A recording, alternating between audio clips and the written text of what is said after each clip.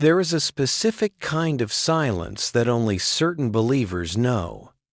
It is not the silence of a quiet house or a peaceful morning. It is the deafening silence of a prayer that has been prayed 1,000 times, leaving the air heavy with expectation, only to dissipate into the ceiling without a sound in return. Some prayers hurt more than unanswered questions because they aren't just requests. They are the deepest groanings of our identity. They are the things we want so badly that we cannot imagine a future without them. When those prayers go unanswered, day after day, month after month, year after year, it begins to feel like a personal rejection. We are often told that God is faithful. We sing about His goodness on Sunday mornings. We read the testimonies of others who have seen mountains move. But what do you do when the mountain in front of you refuses to budge? What happens to the human heart when it is suspended in the agonizing gap between God's ability and God's timing?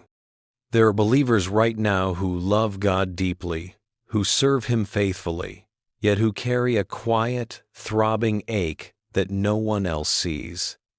They walk through life with a smile, but behind their eyes, they are asking the most terrifying question a child of God can ask: have you forgotten me?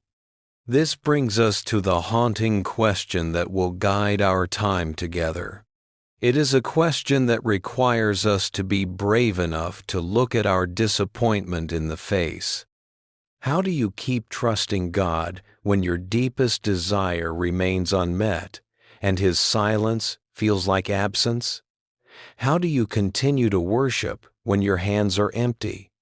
What if the waiting is not an accident, but an architecture? What if the silence is not God ignoring you, but God engaging you in a way that words never could? We are going to walk into the life of a woman named Hannah, but before we see her as a Sunday school figure or a stained glass saint, we need to see her as a woman. She is a real person living in the hill country of Ephraim. She wakes up every morning, brushes the hair from her face, and walks out into a world that constantly reminds her of what she does not have. Hannah is married to a man named Elkanah, who loves her deeply. Scripture tells us he gave her a double portion of meat at the feasts because he loved her. But love from a spouse, as wonderful as it is, cannot fill the specific void of a calling that feels unfulfilled. Hannah's problem was not just a private biological struggle, it was a public social humiliation. In her culture, a woman's worth was often measured by her children.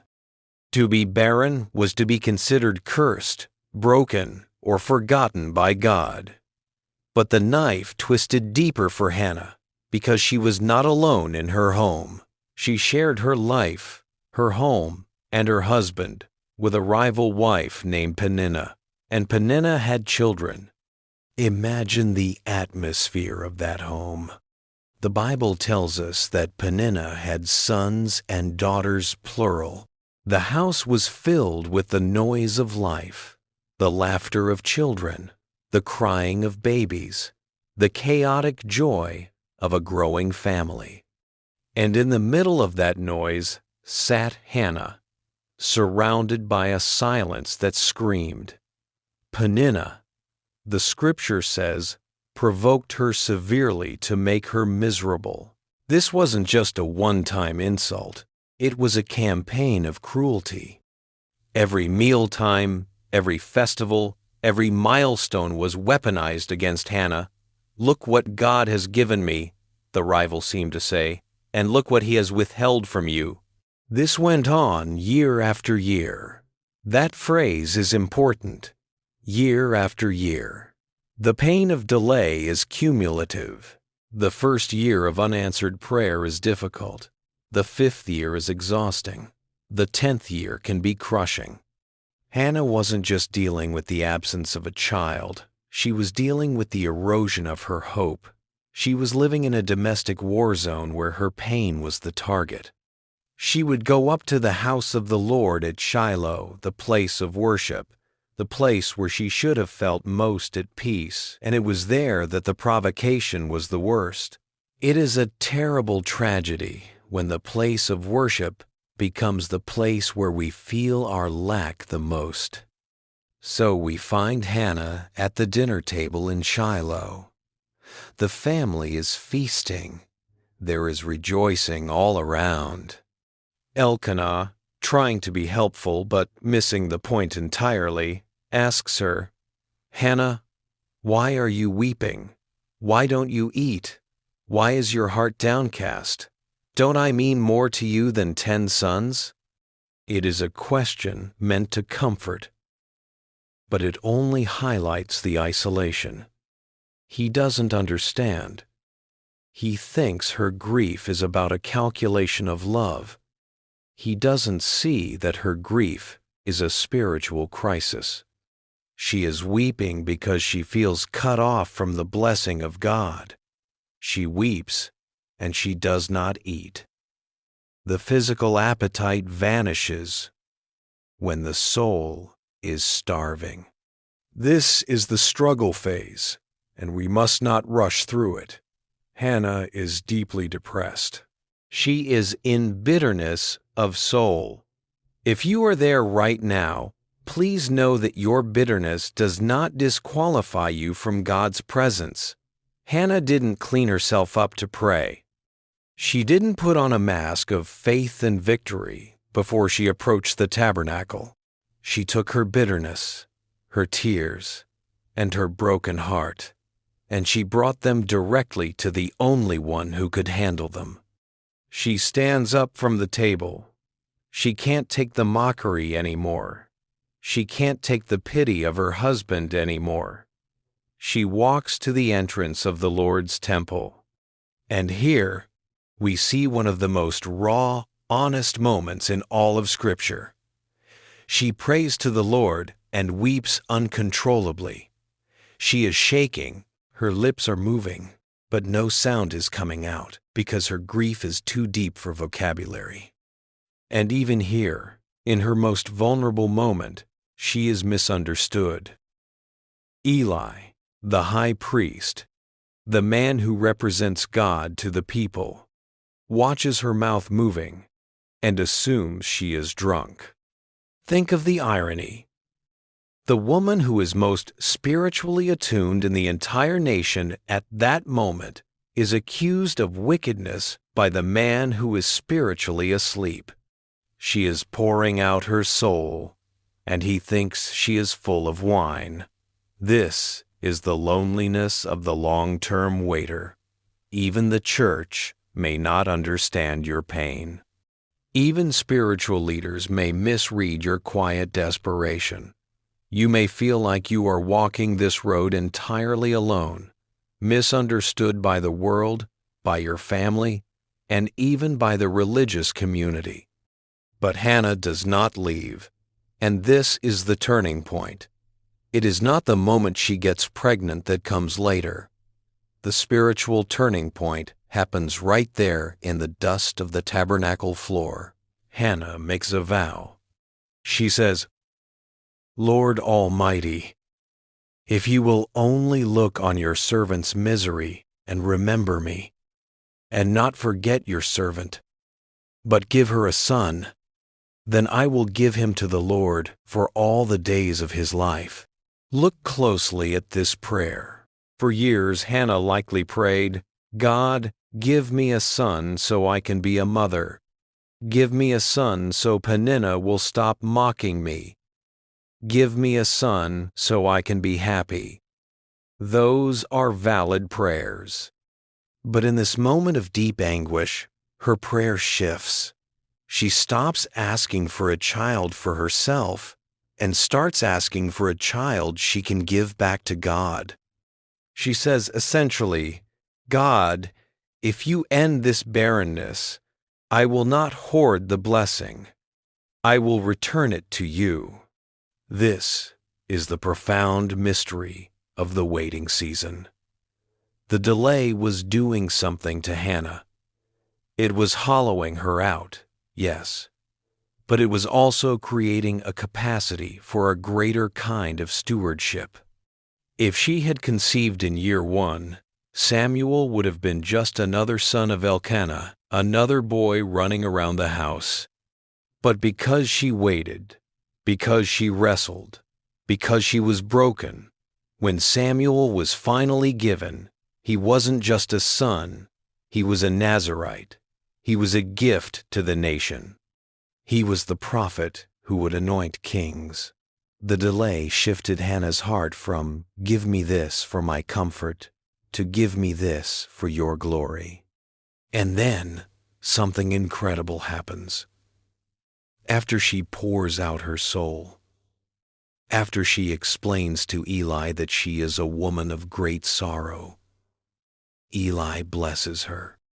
He says, "Go in peace, and may the God of Israel grant you what you have asked of him." Now pay attention, this is critical. Scripture says, "Then she went her way and ate something, and her face was no longer downcast." Don't miss this. She is not pregnant yet. Nothing in her physical circumstances has changed. She is still barren. Peninnah is still mean. The house is still empty. But her face is no longer downcast. Why? Because the transaction had taken place in the spirit. She had moved from anxiety to assurance. She had moved from demanding control to surrendering the outcome. She found peace before she found the miracle. This is where the story turns to you. You may be in the middle of your own, year after year. You have prayed until you have no words left. You have endured the misunderstandings of people who tell you to just have faith or move on. You have felt the sting of seeing others receive exactly what you have been begging for, and perhaps you are exhausted. The solution Hannah offers us is not a formula for getting what we want. It is a pathway to peace in the midst of wanting. The solution is the shift from a prayer of desperation to a prayer of surrender. It is the moment we stop clutching our desires so tightly that our knuckles turn white, and instead, we open our hands. It is saying, "God, this desire is yours. If you give it, it is yours. If you withhold it, I am still yours." When Hannah stopped trying to use God to get a baby, and instead offered herself and her future baby to God, the blockage broke. Not just the physical blockage, but the spiritual one. She realized that God was not her adversary in this wait. He was her partner. He was waiting for her to be ready to release the very thing she wanted most, so that when it came, it wouldn't become an idol that replaced him, but a testimony that pointed to him. We often think we are waiting on God, but often God is waiting on us. He is waiting for us to reach the end of our own strength. He is waiting for us to stop worrying about the opinion of the Peninnahs in our lives. He is waiting for us to come to the place where His presence is enough to lift our countenance even before the answer arrives. True breakthrough begins when we stop measuring God's love by His immediate output. Hannah walked away from that altar with a full stomach and a bright face because she knew she had been heard. She didn't know the answer was yes yet. She just knew she was held.